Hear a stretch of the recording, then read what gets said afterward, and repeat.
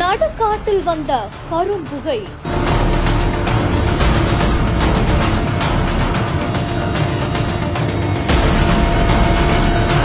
ஒரு மரத்துக்கும் உயிர் போகிடக் கூடாது என்று மெல்ல மெல்ல எடுத்து செல்லப்பட்ட 40,000 லிட்டர் தண்ணீர்.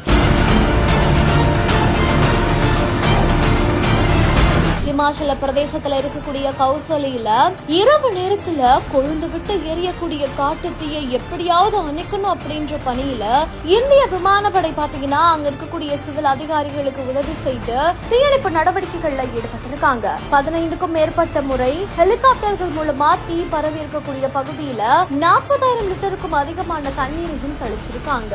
இரவு பகல் பார்க்காம வேலை பார்க்கக்கூடிய சிவில் அதிகாரிகளுக்காக இந்திய விமானப்படை அதிகாரிகள் செஞ்சிருக்கிற இந்த ஒரு செயலோட காட்சிகள் இணையதளங்கள்ல வெளியாகி வைரல் ஆகிட்டு வருது.